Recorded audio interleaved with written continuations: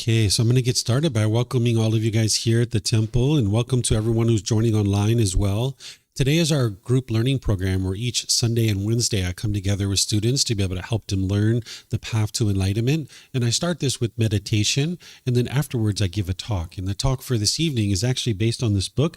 It's chapter 19, which is titled The Difficult Human Existence, Sickness, Aging, and Death. And this is where you'll be able to learn the life story of the Buddha and the things that motivated him towards developing his mind and training his mind to get to enlightenment. Because oftentimes sickness, aging, and death are really challenging times for a person in their life when they're experiencing those things. And also when people around you that are close to you are experiencing those things, you might be really having a certain amount of painful feelings in your mind. And the teachings of the Buddha are to be able to help you train your mind to get past that, where you're no longer experiencing any sadness or anger, frustration, irritation, annoyance, all these discontent feelings. You can actually get to a point where you train your mind that you don't need to experience that any longer. And that's what enlightenment is where you train your mind where it's completely peaceful, calm, serene, and content with joy.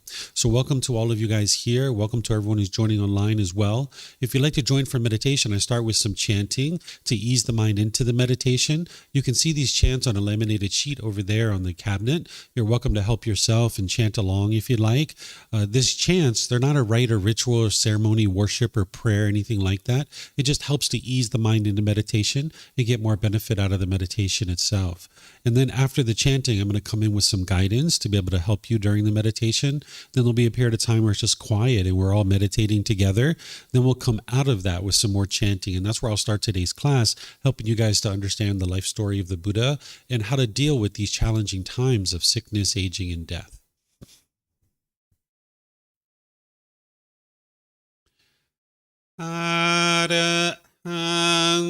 Samma sammuto mahakeva Bhutang mahakavanang apivateami Savakato mahakavata tammo Dhammang namasami Supatipano mahakavato Savaka Sangho Sanghang namami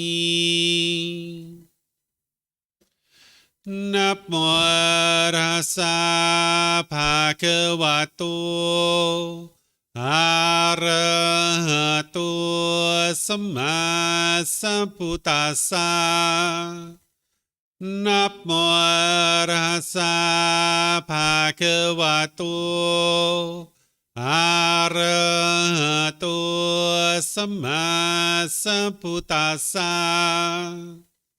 Namo Tassa Bhagavato Arahato Samma Sambuddhassa Iti piso bhagava Arahang Samma Sambuddho Vichacharanang sammuno Sakato rokavitu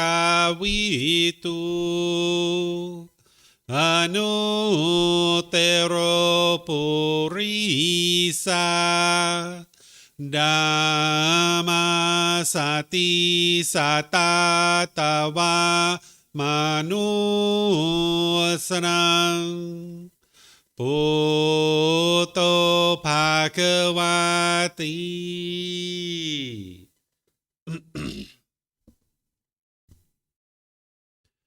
Okay, with the lower body and hands and arms comfortable,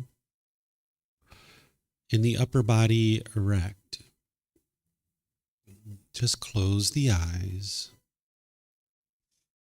and start breathing in through the nose and out through the nose. Here you're just looking to establish the breath. A nice, natural, steady, consistent breath. Not forced or controlled, just a gradual inhale through the nose, experiencing the full breath. And then, whenever you're ready, exhale out through the nose. Breathing in and out. Breathing in and out. Your breath may not match up with the guidance that I'm providing, and that's okay. This is your practice. I'm just here for guidance. You can use this voice as a reminder that whenever you get to the next inhale, breathing gradually through the nose, developing a nice, natural, steady, consistent breath. And then whenever you're ready, exhale out through the nose, experiencing the full breath. Breathing in and out. Breathing in and out. With the breath well established, start fixating the mind on the breath. Either the sound of the breath coming into the nose or the sensation of air moving over the skin into the nose. The breath is the present moment. Fixate the mind on the breath, the present moment. Breathing in and out. Breathing in and out. With the mind fixated on the breath, whenever you notice that it moves off the breath, cut that off, let it go, and come back to the breath, the present moment. No need to observe the thought, label it, judge it, analyze it, or even try to figure out where it's coming from. Whenever you notice that the mind is moved off the breath, cut that off, let it go, and come back to the breath, the present moment. Breathing in and out. Breathing in and out.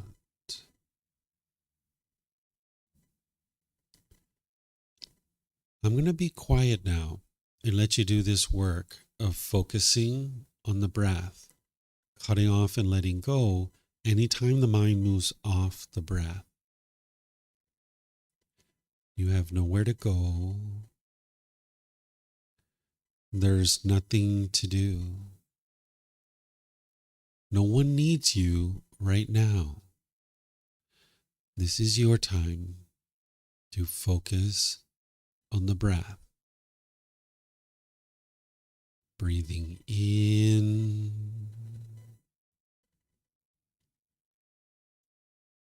and out.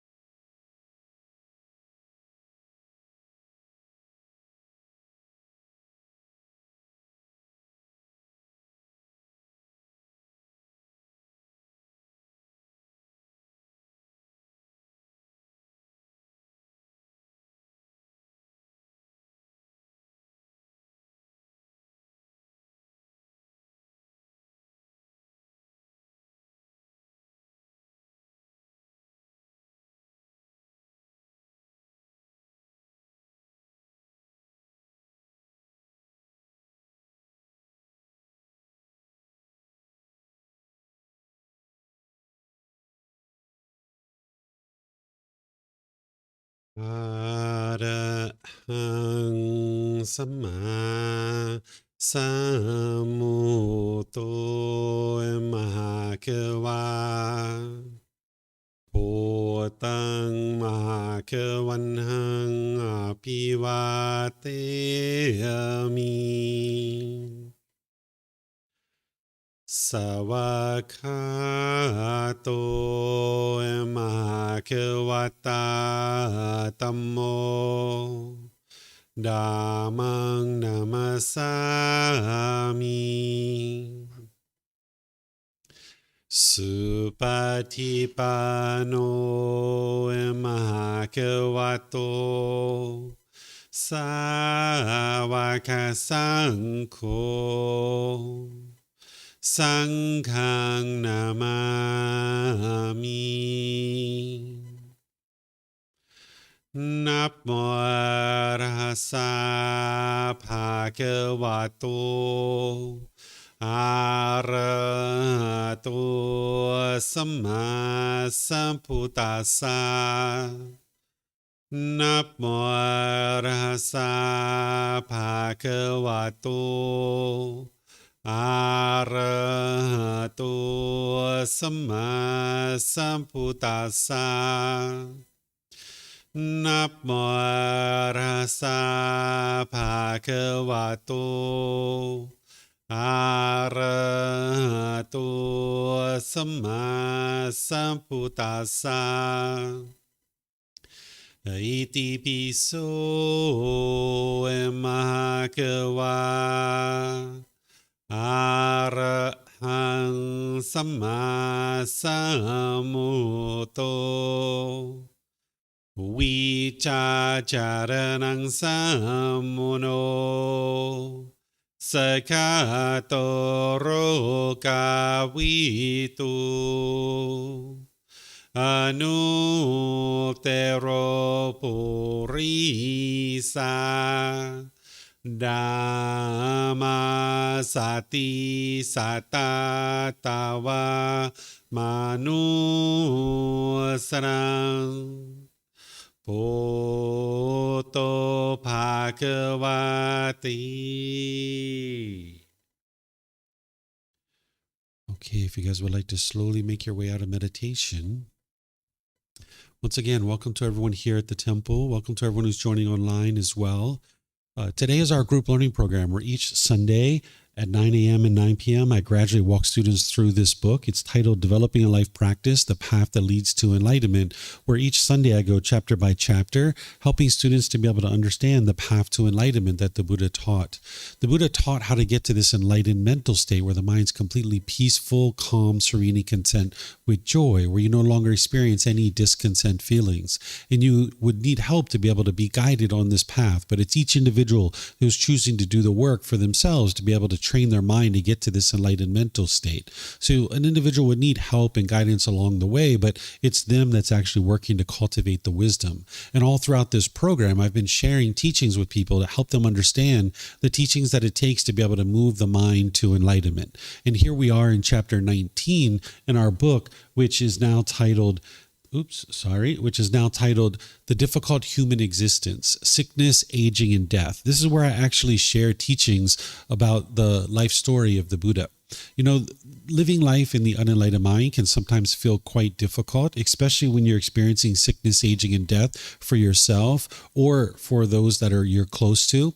But by the time you get to enlightenment, it's no longer a struggle. It's no longer difficult human existence. Your actually mind is quite peaceful and quite joyful. You don't experience any anger, sadness, frustration, or any of these other discontent feelings any longer. So understanding the life story of the Buddha is actually helpful. And sometimes students ask me, like, why did you put it all the way in chapter 19? Why wasn't that like chapter 1? And the reason why is because it's important for you to learn the core central teachings of the Buddha and be able to understand how to move your mind to enlightenment. The Buddha himself was asked during his lifetime, when he was getting ready to die, he knew about 3 months before he was going to die. He let his students know that he was going to die because he was that enlightened that he knew exactly when he was going to die. And they said, well, when you die, what should we do when people come to visit you? How should we respect you? And the Buddha essentially said, if you would like to respect me, learn and practice the teachings, right? That would be the way to respect a teacher. So that's why at the beginning of the book, I've put all the teachings of the Buddha that are going to really help you get started. And now in chapter 19, it's an opportunity for people to understand the life story of the Buddha, because there's certain aspects of his life story that will actually help you to understand your journey to enlightenment. So what I'm going to do over the next few minutes is I'm going to help you to understand the life story of the Buddha. And I've organized this talk into discussing the birth of the Buddha, his early life, the journey to enlightenment, his teaching career, and then we're going to talk about the sickness, aging, and death, because these were some of the motivators that motivated him towards attaining enlightenment. It actually motivated him to go on this journey to actually experience enlightenment. And this is a period of time where it's very challenging for people for their own sickness, aging, and death, or the people that are close to them. So I'm going to help you understand what the Buddha figured out about why the mind experiences these difficulties and struggles with sickness, aging, and death, so that then this can help you as well. So first, the life story of the Buddha is that when he was born into a royal family. His mother was a queen and his father was a king. And he was born in what we refer to as Nepal. That country of Nepal didn't exist, that line between India and Nepal wasn't there, because back in the time during the lifetime of the Buddha, it was just a bunch of kingdoms, right? There wasn't the well-established borders that we have nowadays. So he was born in what we refer to as Nepal, and he taught in what we refer to as Northeast India. But it's important to understand that that border, that line wasn't there 2,500 years ago. He was born in 563 BCE, and he died in 483 BCE. So he lived for 80 years. At his birth, his mother was being taken to her homeland, because this was pretty much customary during that period of time, that if you were a woman and you were going to be delivering a child, they would take you back to where you grew up, because then your parents and your siblings and people that are close to you could help you through the childbirth and help you to take care of the baby when the baby is born. So on her way back home, as they were traveling in this caravan, she goes into labor pains. They stop the caravan and she gets out and goes over to a tree, and she's holding onto the branch of a tree trying to deliver the baby. And the baby was having trouble coming out of the birthing canal, so it ends up breaking through the side of the stomach. And when it breaks through the side of the stomach, she ends up dying 7 days later. You know, today we would have just did a C-section and she would have been just fine. But 2,500 years ago, we didn't have that technology. So it was not uncommon for a woman to die during childbirth 2,500 years ago. So there was protocols in place for that too, that if you died as a woman during childbirth and your children lived, then if you had siblings, they would adopt your siblings as their own children. So Siddhartha Gotama's mom had an older sister who adopted him as her own child. So essentially his aunt became his stepmother. And now she raised him as her own child throughout the rest of his life. Well, when he was born, there's something that is said to have occurred. It's actually in the original teachings. It says that when he was born, he walked 7 steps, lotus flowers were blossoming under his feet, and he spoke and he said, "This will be my last birth." I actually don't think that this part of the story is true, because the next part of the story wouldn't be needed if this part of the story was actually true. You know, sometimes what happens as there's someone who's in the world as significant as a Buddha, they do things very amazing for the world, very wonderful to help the world. And over time, people kind of embellish the story. And we don't need to embellish the story of a Buddha. He's already done something very amazing, but oftentimes people try to make him look better than he already was, right? But we don't need to do that, because he already did something very amazing, which was get to enlightenment and share the teachings with others. So whether this part of the story is true or false, I don't know, because I wasn't there, but I suspect that it wasn't true, because this next part of the story wouldn't be needed if this part was actually true. The next part of the story is that the king, his father, was interested to know what his son was going to become. So he summons advisors to come and let him know what his son is going to become.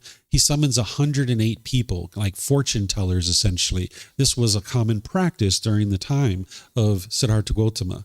Well, if your son is born and they walk immediately and lotus flowers are blossoming under their feet and they speak and they say, "This is going to be my last birth," you pretty much know this child's pretty special, and you know they're probably going to do something in the spiritual area. But his father needed these advisors because, in my opinion, this didn't actually occur. So the father had these 108 advisors come to advise him of what his son was going to become, essentially like fortune tellers. And 107 of them shared with his father that your son was going to be a great monarch. He's going to be a great ruler. He's going to be a wonderful leader, and he's going to expand your territory far and wide.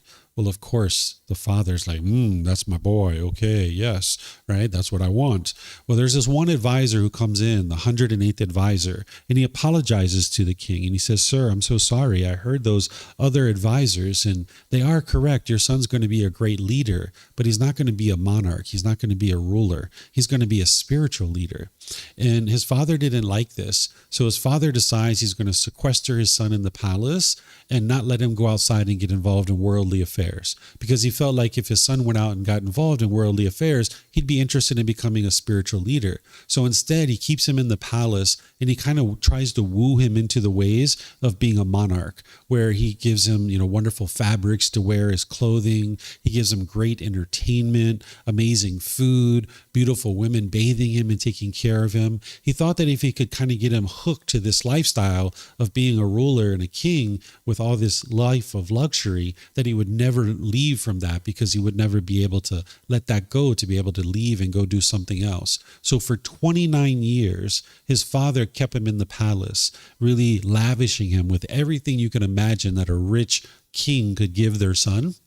He gave it to his son.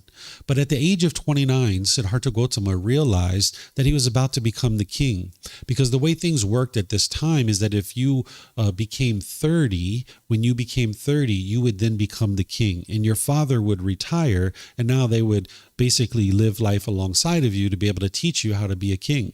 So at the age of 29, he knew that he was about to become the king, but he'd never even been outside the palace. And he thought, how could I rule over these people if I've never even been out in the kingdom? How could I make decisions about what's going on in the kingdom if I've never even been outside in the kingdom?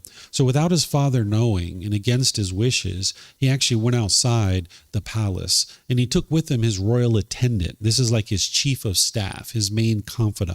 And he goes outside the palace, and he has what's called the 4 observations. He sees a sickly person, an aging person, a dead corpse, and a roaming ascetic, someone who's given up life in order to be able to seek a better understanding of life. So he sees this sickly person, and he sees all this misery and despair around this individual. And he needs to turn to his royal attendant and ask, what's going on over there? Why are those people so frustrated and agitated like this? And his royal attendant is like, oh, those people, that person's sick, and they're not going to be able to work and acquire the basic necessities that they need in order to sustain life. So they're having difficulties and struggles. And this was very impactful to Siddhartha Gautama's mind, because he lived this life of luxury in the palace. And if you grew up for 29 years in a royal palace living that type of life, you'd think everybody lives that kind of life. So when he saw these people struggling without the resources they needed to sustain their life, it was really impactful to him. So then he saw this aging person, kind of an older, decrepit person who was having difficulties walking and struggling, and there was misery and despair around this person too.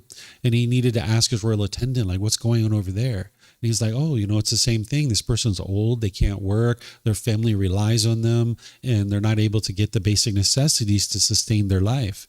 And this also was very impactful to Siddhartha Gautama. Then he saw a dead corpse. This dead corpse, there was, again, family members grieving around the dead corpse. And he needed to ask his royal attendant what was happening there. And again, it was the same story, that these people were going to struggle because they didn't have this person as part of their life anymore. So the way that Siddhartha Gautama looked at the kingdom is he looked at it as being full of misery and despair. And he wasn't interested in ruling over that. He was interested in trying to figure out how to help these people to escape out of that. And he ends up having what's called the 4th observation. The 4th observation is he sees someone essentially meditating and training their mind. And he needs to ask the royal attendant, what's going on over there? What's that person doing? And he's like, oh, that person, they're trying to figure out all this sickness, aging, and death. They're trying to figure out, why is it occurring, and why do people experience so many difficulties and struggles during that period of time? So Siddhartha Gautama decides that's what he would like to do. He wasn't interested in ruling over misery and despair. So he decides to go back to the royal palace, and then he's going to leave and go on this journey to be able to train his mind and be able to understand sickness, aging, and death. And when he gets back to the palace, it's nighttime. So his wife, which he had a wife at the time, and his young infant son were actually sleeping. And he decides to leave in the middle of the night without them knowing. He wasn't interested in waking them up. He didn't understand his mind as well as he would have by the time he got to enlightenment, but he understood it enough that he felt like if he woke them up and said goodbye, that it would be too strong of a pull. He wouldn't be able to leave. So he decides to just leave in the middle of the night with his favorite horse and his royal attendant. And he leaves out of the palace. And when he leaves out of the palace, he eventually gets to a point where he lets his horse go. He lets his royal attendant know, hey, you've been really great, and sends him on his way. And he ends up cutting off his hair. Cutting off his hair was like a sign of, I'm never going back to the palace. Because during this time frame, if you were a member of the royal family, you would grow your hair very long. And this is how people knew you were a member of the royal family. Because when you went out into the kingdom, people would see that long, beautiful, flowing hair, and they knew that you were a member of the royal family. Because those of us that worked in the field and did labor jobs and stuff like this, we couldn't grow long, beautiful, flowing hair because it would get knotted up and tangled. But the royal family was able to sit back, have servants to shampoo it, detangle it, brush it, comb it. So when these people came out into the kingdom with this long, beautiful, flowing hair, they knew that they were a member of the royal family. So cutting off his hair was like, I'm never going back, because nobody would ever think that he was actually the king or that he was a member of the royal family because he'd been growing this hair for 29 years. So then he ends up taking up training with two individual teachers. These teachers were claiming that they knew how to get to enlightenment, where the mind's peaceful, calm, serene, and content with joy, where the mind is fully awake and having cultivated wisdom about the world around you. And he takes up training with this first teacher, and he teaches him to hang himself upside down from trees, to lay on beds of nails, to pierce his body with metal implements, and to starve himself. The thought was that if you could cause physical pain to the body and your mind could overcome that then you would be able to get to enlightenment. So he trains for an entire year with this teacher, and this teacher declares that he's a master of his teachings, that he had taught him everything he had to teach them, and that he could now share his teachings. Well, Siddhartha Gautama realized that at the end of that 1 year, and having mastered those teachings, that his mind wasn't any closer to enlightenment than it was when he was in the royal palace, because he still was getting frustrated and agitated and annoyed. So he ends up taking up training with a second teacher. And this teacher essentially teaches him all the same things: hanging himself upside down from trees, laying on beds of nails, piercing his body with metal implements, starving himself. And they were trying to cause physical pain to the body, thinking that if the mind could overcome that they would get to enlightenment. And once again, after 1 year, he ends up mastering this teacher's teachings. The teacher explains that to him, and he realizes that his mind's not peaceful. He's not joyful. He's not experiencing enlightenment. So he's frustrated with the whole thing, and he goes off on his own, thinking that he had wasted 2 years of his life. So he goes off in the forest on his own, and when he's there, all he knows how to do is these same exact things that these teachers have been teaching him. So he takes this so far that he only eats 1 grain of rice per day. This is how far he takes it. And he gets to the point where he's basically like skin and bones, because he's only eating 1 grain of rice per day.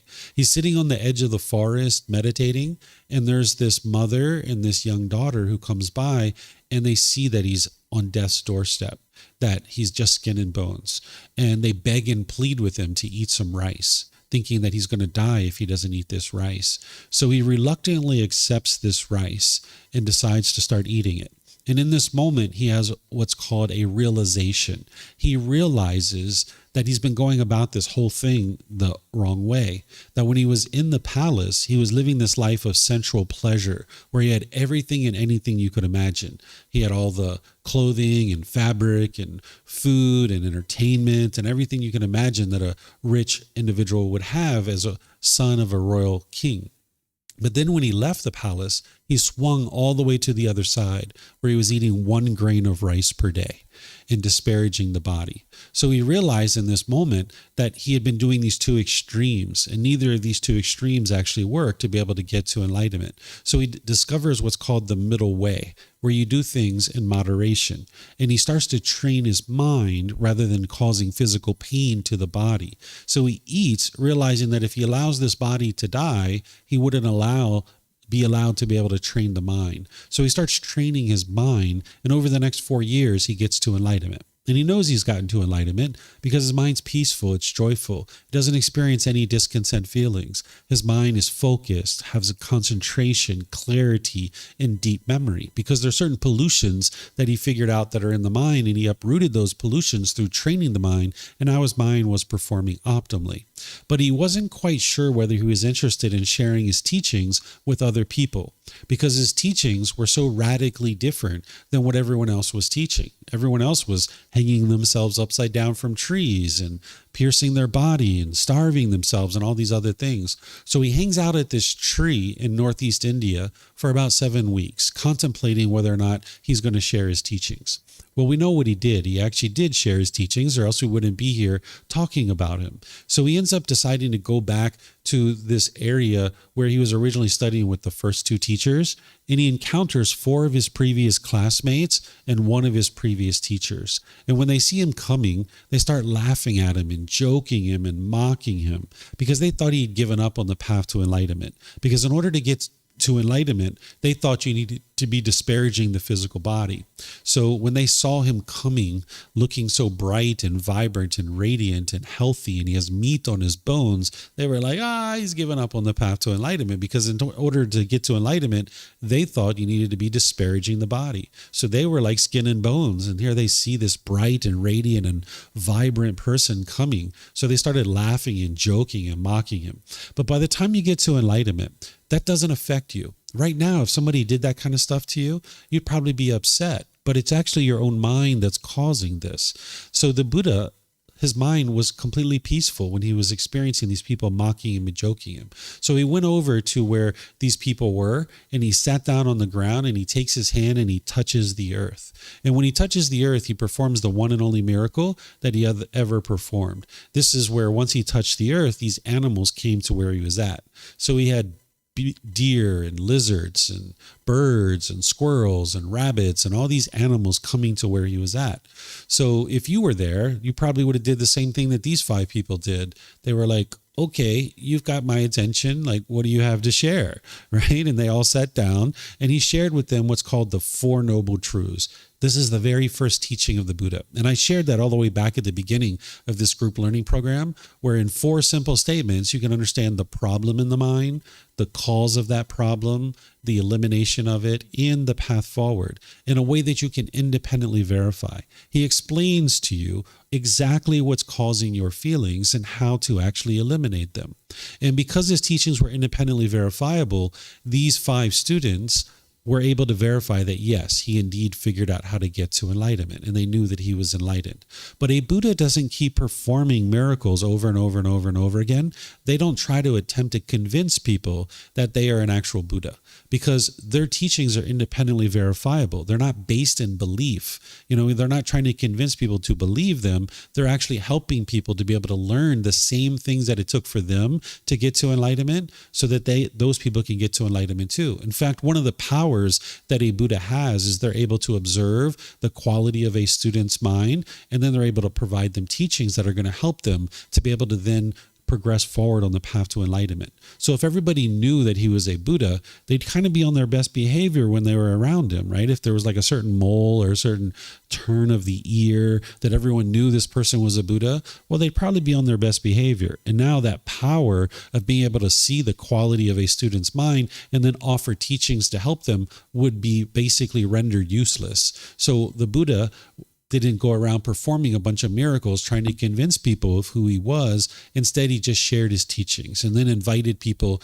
to learn, examine, and investigate those teachings, to then reflect on them, to independently verify if they're true or they're false, and then practice those teachings, integrating them into their life to be able to train their mind. And now as you're training your mind and you see the improvement to the condition of your mind in your life, you'll know that it's these teachings that are working to do that. Because you know in situations where you're angry or sad or frustrated, and when you're in those same situations and your mind doesn't experience those feelings anymore, you'll know it's these teachings that are doing that for you.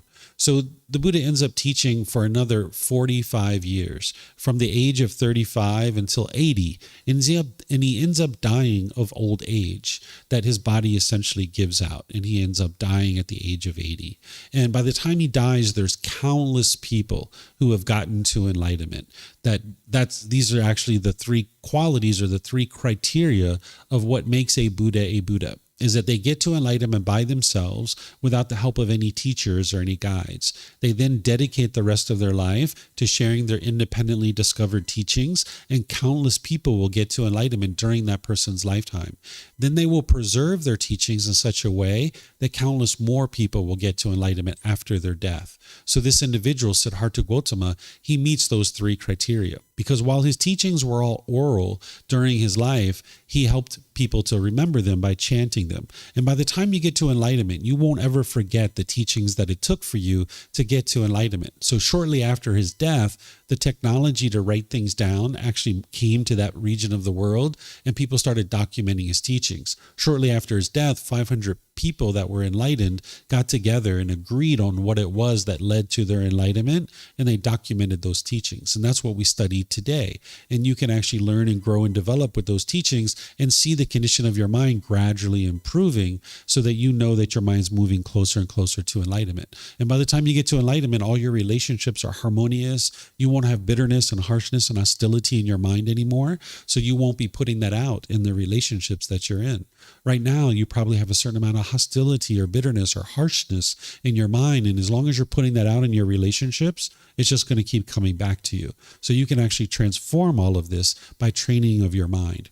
So the Buddha ultimately does figure out why people struggle through sickness, aging, and death, both for yourself and others. What he discovered is that when this body is sick and the mind is discontent, when you're angry or frustrated or irritated, what's going on is that the mind's craving permanence.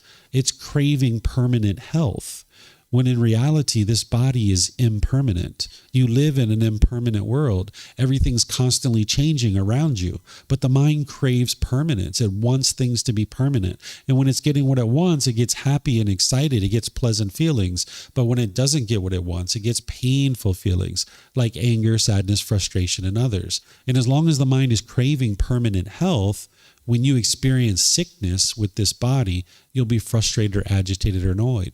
Or maybe you have certain activities that you want to go outside and you're longing, yearning, and craving for those things to occur, wanting and expecting those things. And if you're able to go outside and do them, you feel happy. But when you're sick and you have to stay at home, you're disgruntled and frustrated. Or the same thing with aging. When an individual is aging and they're not moving around so easily, and they start seeing wrinkles and they start maybe getting gray hair, or they start losing their hair, and they see this, their mind isn't comfortable with impermanence. Their mind is craving permanent youthfulness. And now if you're craving permanent youthfulness, not understanding that this body is going to change, that it is impermanent, now you'll struggle during that period of time of aging, that the mind's longing, yearning to be able to move around so easily like when we were young, or the mind is craving that youthful appearance with your skin or with your hair or whatever it is. And now if you're craving that permanent youthfulness, as you age, you'll be very disgruntled and frustrated by that. And then the same thing with death, that if you're craving permanent life, not realizing that this life is impermanent, then when you're getting close to death, it'll be very painful for you because the mind's still holding on and it's wanting this life to be permanent, when in reality, this life is impermanent. But the mind doesn't understand that in the unenlightened state. It lacks wisdom of what's called the universal truth of impermanence, that things are constantly changing in the world around you. Everything you see, hear, smell, taste, anything that comes in contact with the body, or any thoughts or ideas that go through the mind, all of this stuff is impermanent and it's constantly changing. But the mind doesn't have that wisdom to understand this is a universal truth, and it's craving permanent life. And the same thing is happening with the people that are close to you. Maybe if your parents or your children or your life partner is sick, maybe you're irritated and annoyed because you're craving for them to be permanently healthy. Maybe you're sad, or maybe you feel guilty that you didn't take care of your parents. But the fact is that their body is impermanent. It's going to get sick. Or if you're craving your parents to be youthful and you see them aging, this can be very impactful to you because you're so used to seeing them when they're young. And now when they age, it can be very impactful for you because you're craving them to be permanently youthful. Or if the people close to you are dying and they're experiencing death, if your mind's holding on to them and craving permanence, you'll experience sorrow, grief, and displeasure when they actually die. The mind's going to think this is your love that's causing the sorrow and the grief when they die. That's what the mind thinks because of its lack of wisdom. But when you look at this and you investigate it and you reflect on it to see the truth for yourself, you can see that your mind's craving permanence, that you're holding on. And that if grandma and grandpa are alive, the mind's getting what it wants, so you feel happy and you get pleasant feelings. But when your mind's not getting what it wants, it experiences painful feelings. And you can't always get what you want because this world is impermanent. So all of these beings, including ourselves, we are all going to die. And you understand that intellectually, but your mind is holding on and craving permanence. But because we were born, we are going to experience sickness, aging, and death. And this is just impermanence. That's all that is. And as long as your mind is untrained and you're holding on and craving permanence, you'll struggle during these periods of time. And you also struggle when other people are experiencing sickness, aging, and death too, because you're holding on to them, wanting them to be permanent, when in reality, everything around you is impermanent. So I'm just going to stop here and see if you guys have any questions here at the temple. If you guys have questions, we have microphones in the white bowl. All you need to do is get a microphone and press the gray button and hold it up to your chin, and we'll be able to hear you here at the temple, and they'll be able to hear you online as well. And then if you would like to keep these with you, you're more than welcome to, because you might have more than one question or someone around you might have a question. And if you're not using it, if you could turn it off, that'll help to make sure that we don't get feedback through the speakers. And then for anyone who's online, you can put your questions into Facebook, YouTube, or Zoom. Or in Zoom, you can electronically raise your hand, unmute your microphone, and ask any and all questions that you like. So here at the temple or online, does anybody have any questions?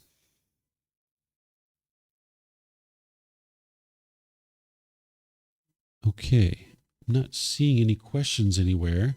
So this particular topic, it's one that I usually just teach all the way through and see if there's any questions, where typically I teach for 15, 20 minutes, open up for questions, teach 15, 20 minutes, open up for questions. But this one, it's best to just teach all the way through and open up for questions. And I don't see any questions here online. So I'm just going to end with this last piece. What I'm going to share with you is that no one ever said that life would be easy, but it's also not supposed to be tough. Learning Gotama Buddha's teachings is not easy, but learning and practicing the teachings of the Buddha will ensure that life is not tough. Because living life with anger, sadness, frustration, broken relationships, having the difficulties and struggles of guilt and shame and fear and stress and anxiety, this is all helping you to be able to see that your mind is not yet enlightened, that the mind is not yet awake. By training your mind, you can actually get to a point where you're not experiencing those things anymore. You're not struggling and having difficulties in your day-to-day life. But just like we struggled with the natural law of gravity when we were children because we didn't have wisdom of it and we really had a difficult time, there's other natural laws too. We might say that you're fully awake to the natural law of gravity and you're making wise decisions now and you don't struggle with that any longer. But there's other natural laws that are affecting you whether you're aware of it or not. And that's what the Buddha is teaching you, is to cultivate wisdom about the world around you. Because as long as you live in a world that you don't understand, you'll have struggles and difficulties. And it can feel like a difficult human existence, but it doesn't have to be that. You can actually get to the point where life is completely at ease. You just need to decide decide that you're done with the anger and the sadness and frustration. You're done with the broken relationships, and you're interested in this better way of life. And that's what's going to help you to be able to experience this improvement, is by dedicating your time and effort to be able to learn and practice the teachings and training your mind and getting to that point where more and more peace is coming into the mind. So I'm going to just pause here. Oh, it looks like maybe Ted or Kristen have a question. Go ahead, guys.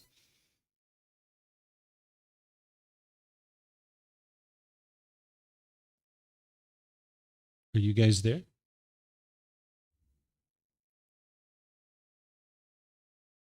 I'm not hearing you guys.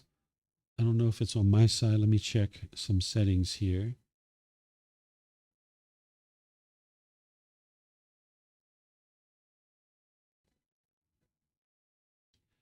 Okay, I should be able to hear you guys now. You guys there?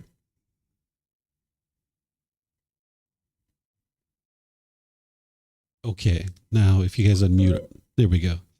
Okay, can you hear me? Sure can. Okay, good. Hi, David. So my question is just about aging. And some days I struggle with it as I am getting older and the gray hairs are coming in and the body's changing and things like this. And I know that it's just my attachment, and that, this body's impermanent and that this is just the natural course of things.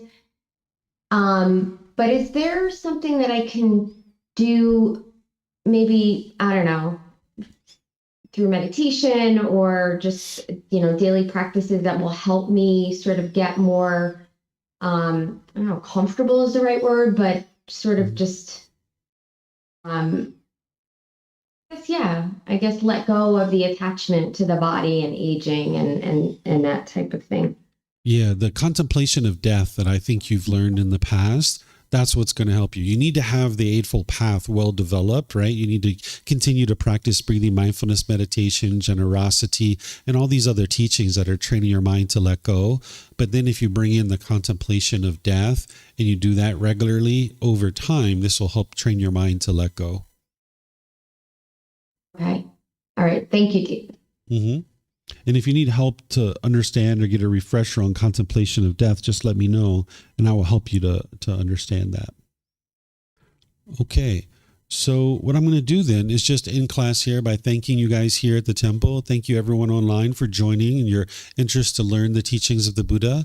As you guys would like to learn more, there's more classes coming up that next week on Sunday at 9 a.m. and 9 p.m. I'm going to be teaching chapter 20 from our book, which is titled Animal to Human, the Evolution of Our Consciousness. This is where I'm going to help you to understand how this human existence that you have most likely been preceded by animal existences in the past, because this is going to help you to be able to understand what is needed on the path to enlightenment, because essentially what you're doing is becoming a better and better human being. The unenlightened mind functions very much like an animal in the human state. We're not animals. We're human beings. We can actually evolve past our animalistic instincts, becoming a better and better human being. So it helps you to be able to see and understand this evolution of our consciousness so that you understand where some of these decisions that are leading to unwholesome results are coming from. And that way you can learn to shed that and now walk closer and closer to being this better and better human being. So that's what I'm going to be sharing on Sunday. And then, of course, on Wednesday, we're going to be doing meditation together. This Wednesday, it's going to be loving kindness meditation. And then after meditation, I'll open up to whatever questions you guys have related to the path to enlightenment. So whatever you guys choose to do today, have a very wonderful and lovely rest of your day. We'll see you next time. Sawadee-kap. Sawadee-kap.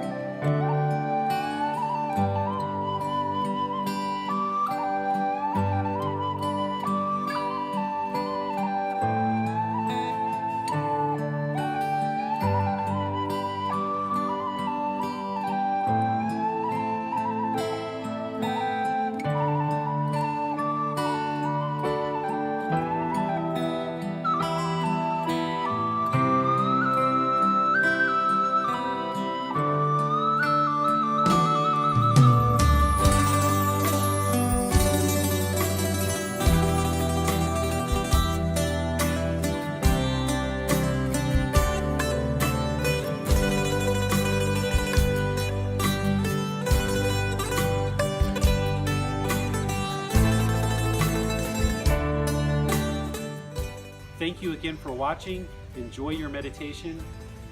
Look forward to seeing you online and answering any questions that you might have. Thank you so much.